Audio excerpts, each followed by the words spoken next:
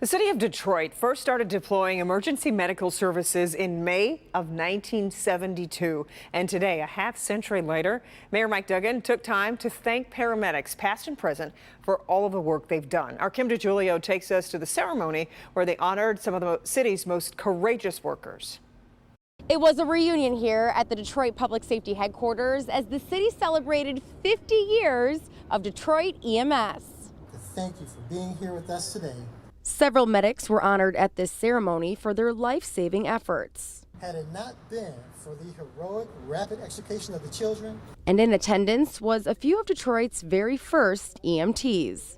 And what badge number were you? 55. 55? What were you? 59. Both John Robinson and Raymond Atraz joined Detroit EMS in its first year. When we got hired, there was no such thing as an EMT. The terminology hadn't been formed yet. We were hired as ambulance attendants.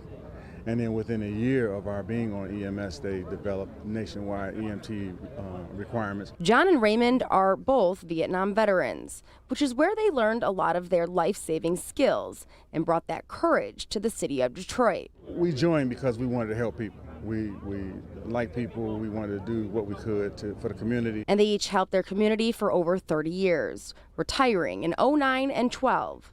Now they say the EMT training is much different, as Detroit EMTs are trained for medical and fire response. Now they're cross-training them, and now they get hired on like that, with both things, So it's a good thing. And for all of the newer EMTs, John and Raymond offered this advice. The job is hard. You take some of it home.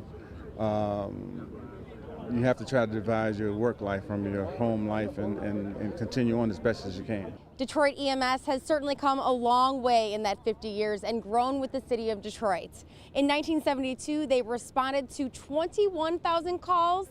Last year, they responded to 140,000 calls. In Detroit, I'm Kim DeGiulio, Local 4.